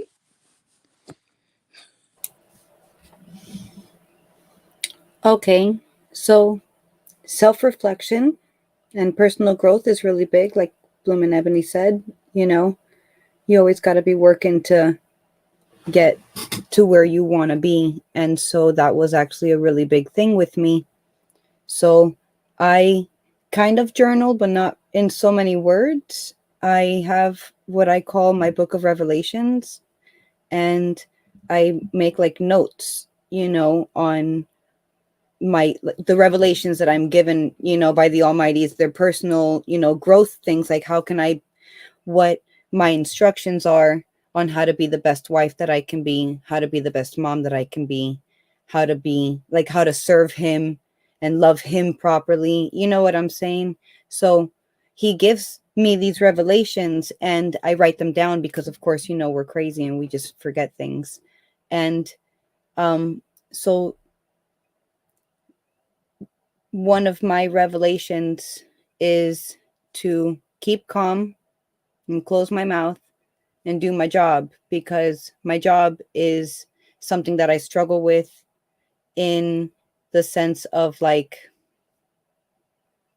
being the submissive wife, where I kind of know my place, you know what I'm saying? Because my husband describes me as the feistiest woman he's ever been with. And I take that with some sort of pride, you know? You know, I'm not just going to lay down and like not give you an argument, but I also have to know when to close my mouth and let the head of house, right? My husband, my love, do what he's got to do. And this is all a personal growth thing for me, you know, because if I were to follow the very simple instructions that the Almighty gives me, and it's all in the book, and I write them down, you know, you got to be kind, you got to speak loving, you know. I have a little bit of a hard time with this, you know. I can be a little bit rough, but and I struggle. I struggle with my womanly roles, staying at home, mom of 3, cooking and cleaning all the time. It never ends. Okay? It's very repetitive. And so it's not easy. And I have 3 and we live in the woods and it's hard labor. I wear my steel-toe boots. So yes, you know, to be what I want to be, which is the best me that I can be, right? And in my life, it is being the submissive wife. It is, you know, embracing my roles as mom, which I struggle with, as wife, which I struggle with, as housekeeper and homemaker, which I struggle with. Okay, it's a work in progress. But I realize that if I keep holding on to that piece of me that doesn't want to do these things, then I'm going to be a stick in the cog and the system's not going to work right. And so I know that for the better of all of it, for the way that we are working, right, which is always down the path of what the Almighty wants us to do. Everything is all about him. And we put that with our kids. I homeschool my kids, so it's all it's very, very much so about the Almighty. If anybody out there celebrated Passover, happy Passover to y'all. Happy Feast of Unleavened Bread to y'all. All right. And so it's a constant struggle. So what I do is I put my wants, because my wants are the problem. Our wantings and our not wantings are the problem. If we just put those in our pocket, right? And I keep my feelings out of it, and I use my brain, right? And we got to think logically. I realize that this is the best way to do it. Sometimes I just got to shut my fucking mouth and go and wash the damn dishes. All right? And we can rage clean, man. And you know what? At the end of my rage out, first of all, I'm exhausted. And second of all, my husband comes out and he's like, damn, this place looks dope. All right. So we got 2 birds, 1 stone, and it works. It works. It's weird. Listen, it's crazy. It's not for everybody. But yes, it's because it is a constant internal struggle, because I was raised by a single mom. I was raised to be the independent, you know, woman. Don't ever depend on a man to where if he decides to leave you, you can't pay your bills. You know, that's what I was raised as. And this is not what I'm doing. I'm very much so dependent on my husband, and I choose to be, but I also am not just a helpless woman. I make things, I sell things, we work together, we come here and we preach the Almighty and we teach people, I'm not just going to sit around in the corner, like, like Queen was saying, just sit around in the corner, AFK, wait for my next command. That's not what it's about. I understand that the Almighty created man, and then he created woman to be his help. And I embrace this. Even sometimes I don't like it, but I do it because in the end, if I embrace this, then when I do have something to say and when I do object on it, whatever my husband's decision is, in the end, I know that his decision will be that's it, but I know that he will at least listen to what I have to say. It also depends on how I say it. If I'm all like, me, he's not going to listen to me. But if I can speak again in the loving and the kind and focus on my frequencies that I'm putting out, right? And not do that whole squeaky, because they don't hear that. They're just like errors. No. And it's all a work in progress because, sometimes we're like, no, we're not. And then they're like, no. And we're like, But I okay. love how you embrace your faith. I love how you are striving or you are living as a Proverbs 31 woman. That's a whole other conversation, a ministry topic within itself. Many women want to be that or be treated like that Proverbs 31 woman, but they don't want to do everything it says to do. They don't understand the concepts. And it's so much deeper than the scriptures. But again, this is not the time and place for that conversation. Look, Miss Sophia.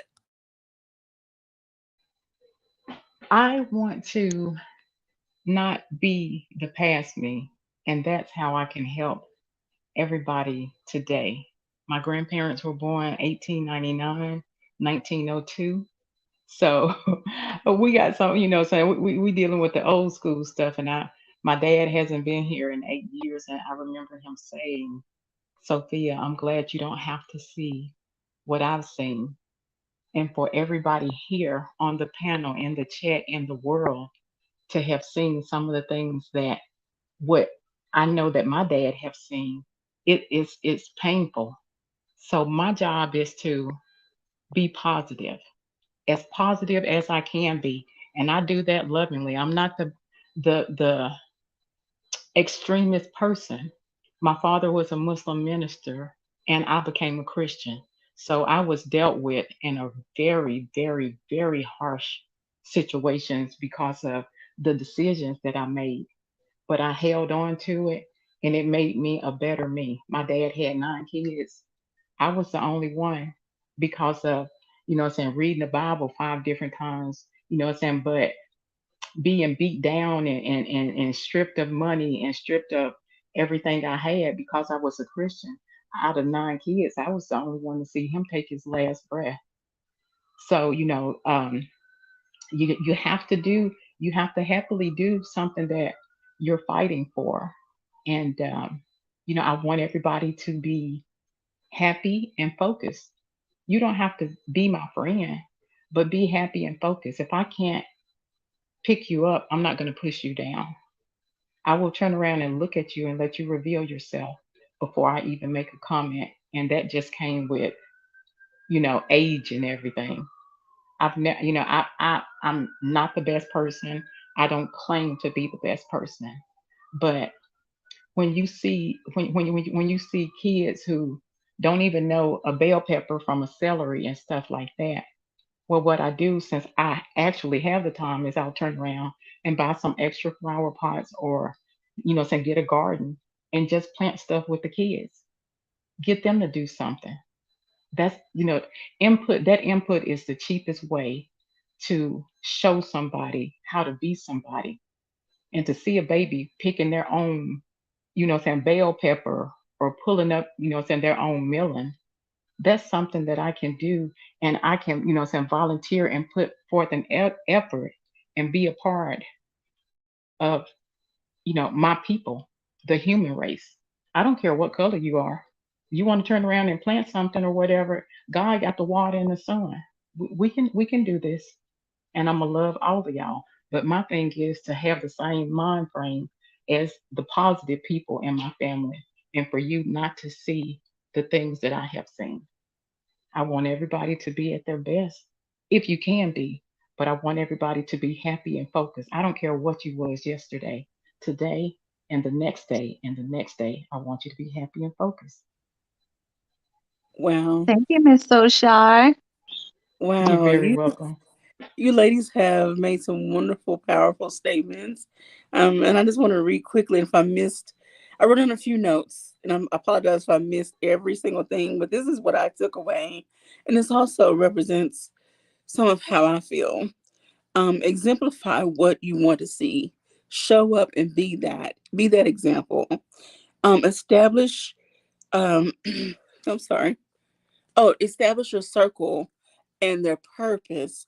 Someone told me there are four main people that should be in your circle.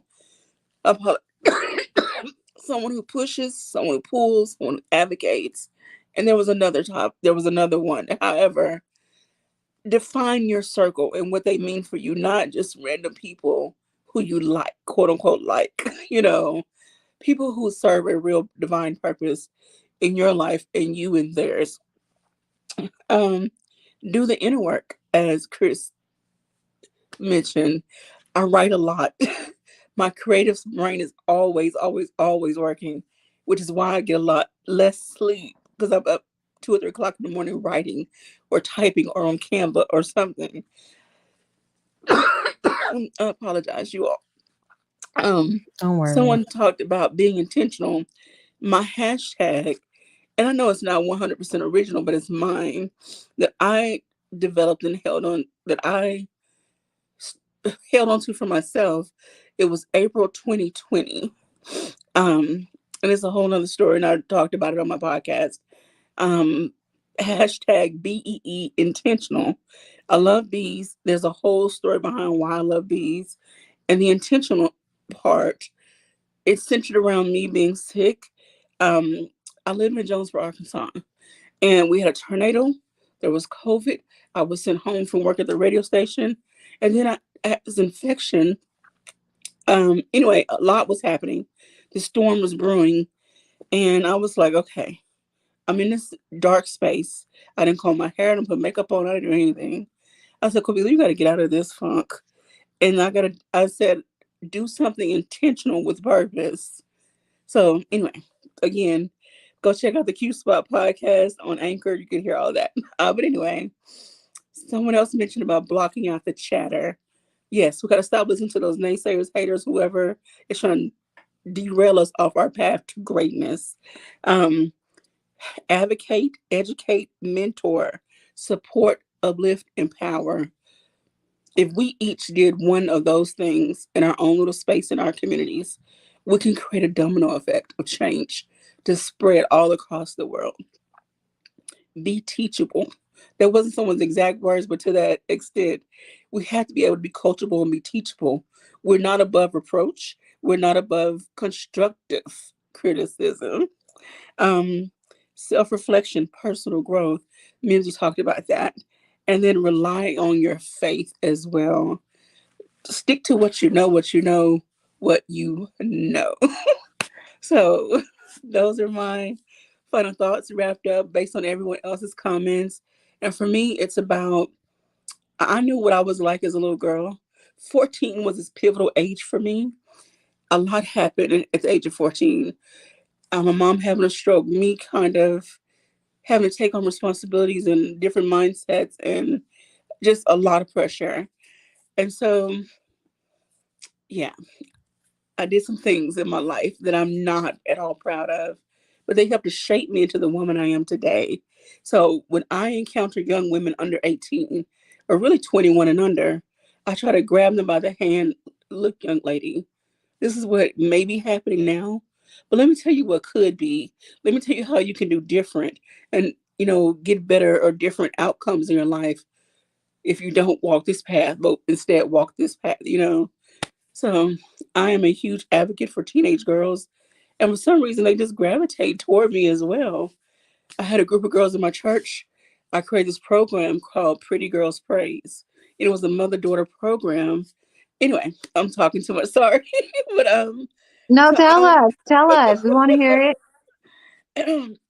so the program, it took real life things. Okay, so one session was on beauty, and I used stuff like lip gloss, eyeshadow, body spray, and I related to the scripture. I found several scriptures, but there was like a beginning prayer, a lesson, discussion, ending prayer, and activity based on the scripture and the topic. Anyway, God has led me to restart that book and make it into a bigger book and curriculum. So maybe another year or so, you'll see something about that on the show.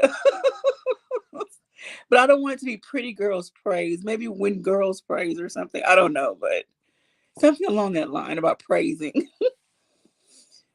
So yeah, God is calling me back to do what the woman He made me to be. But I let life happen.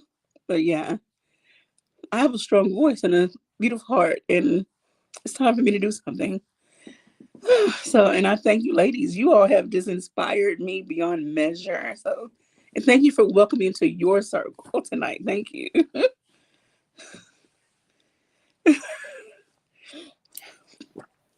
All I right. want, if I could just add real quick, that personal growth comes with growing pains.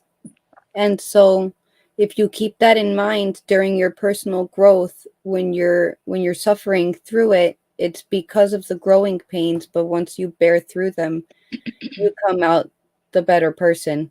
I also wanted to mention, since I said rage cleaning, I don't do rage cooking because I feel like that rage and that negativity goes into the food, Yes, you know? ma'am. So I get all of the, and then, I don't know about you, but with me, my dishes are, bro, they're always dirty. It doesn't matter how many times I wash the dishes, bro, that sink is always freaking full. So I always have to wash the dishes pre-cooking. All right. So I get all my rage out on the dishes, and then I make sure that if y'all gotta wait a few more minutes because I'm still really freaking upset, then we wait so that until I calm down and I put love into the food, because call me crazy, but I really feel like when you cook with love, it really is that secret ingredient. It was made with love. Yeah, it's true, because you put all that energy, all that love into what you're making. You're creating something and you're giving it to others. You're also going to give yourself these nutrients and this energy and this love. And so when you put your love into your food and whatever you're making, focus on that. Get your rage out on the cleaning and get all your stuff, organizing. And then when you're going to provide the cooking, and the meals, you make that with love, because when they take it with them and they eat it, they get that too. Awesome. QB, can you Thank repeat your podcast again? I didn't hear it. I knew Okay. you said. It's called The Q Spot, Oh, and you can okay. find it on YouTube, Anchor, or any other major platforms. So I have some audio only and then I some put video. QB and I'm like, that's not it. That's not what you said. Because I didn't find it. Okay. The Q spot. Okay, I Yeah. see it. Y'all can find me on Instagram. So please follow. Thank you. I want to give everyone a chance to state their platforms, where people can find them and what you got going on. And then I'm going to let us end on one final statement. But first, let's give our plugs. And this time we're going to go backwards. So Mrs. M3 can rest because she's been going first. So we'll start with Sophia. We're going to start from the bottom up. Okay, I don't have a platform, but I Okay. love bouncing around. And if I see you all, I will definitely appear. I'll make sure I bring my hat and my tap shoes. All right. Well, thank you. Love y'all. Thank you. Miss Mimsy. Okay. I've got a YouTube Real Talk with Mimsy Limbs. We read the Skippies and we hang out, do a lot of scripture reading, a lot of deep dives. My husband, Mike, he's got a channel, Where the Rabbit Hole Ends, And I know that it's a ladies' night, but we do the husband thing because he does deeper dives and he does like educational videos on the Almighty and whatnot. And I make silencio hoods. Okay. They are 100% cotton, blue ribbon. We've got the fringes, and in between the two cottons here is silver and cotton fabric, which is anti-EMF and RF. So it protects your brains from like the frequencies and the Wi-Fi and the 5Gs and all that good stuff. So, and I just got my fabric. Apparently, my neighbor just told me my fabric came in. So I'll be making more silencio hoods. Buttons are optional. Hit me up. Alrighty, thank you. Queen. You can follow me on knowledge and relationships and intellectual soapbox. My Instagram is Queen52K. I don't have a channel. Yeah, I just pop in and I go around and So yeah, there you go. Alrighty, thank you. Tawana. Hello. So I have a YouTube channel, Tawana G. I was formerly Wana Chica. If you Google either one, not Google, but YouTube, either one, you'll find me. And I always have open discussions. But my co-host is Freezy, and me and Freezy, we get into all types of topics and situations. We just talked about narcissists last week. So I am prone to talk about all types of things. And I love talking about controversial issues. And if you don't know me, you know that I will say some crazy off the wall things. And it's very fun. So please check me out, Tawana G.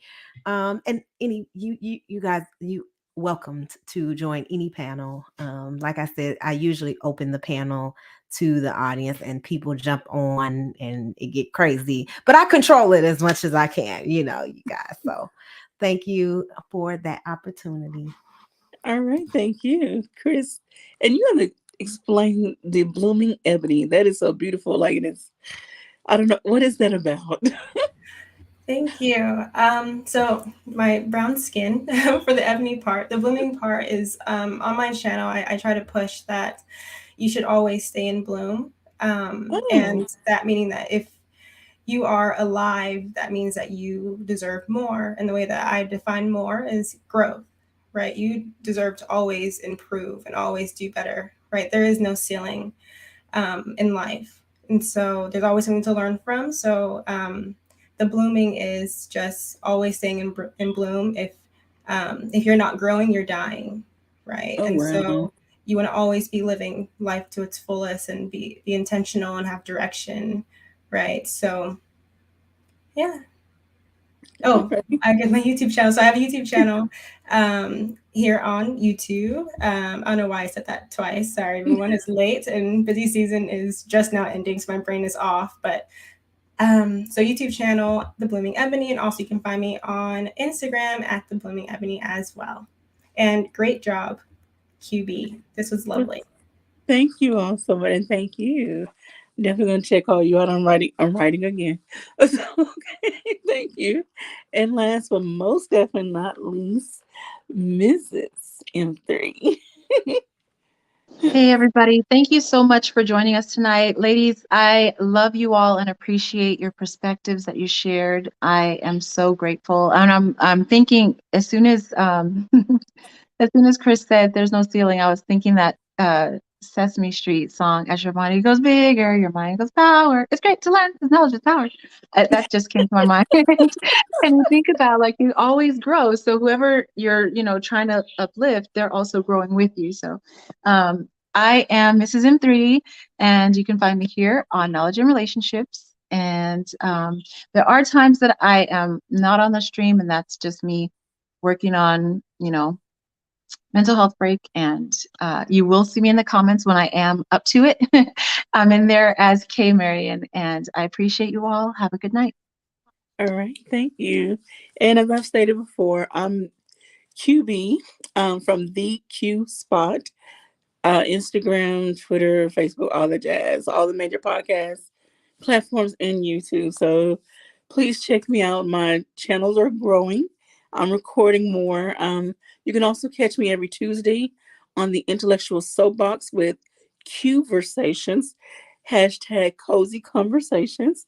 And then here now on Saturdays with On the Ladies Night. So we will be back with more intriguing conversations with these wonderful ladies. I'm happy to be a part of this crew. Thank you all so very much for welcoming me in. And thank you. Gotta give a huge shout out to M3 and Mr. Best in the World for inviting me to this space. We met one time on another show, and it's like, welcome to the family. So, okay, thank you. Now I'm going to throw this out there. Last comment of the night. This week, I will do blank to encourage or uplift another woman to be seen and heard. So, one, maybe two words. This week, well, next week, since today's Saturday, starting next week, I would do blank to uplift another woman to be seen or heard. And I'm just going to randomly pick Queen.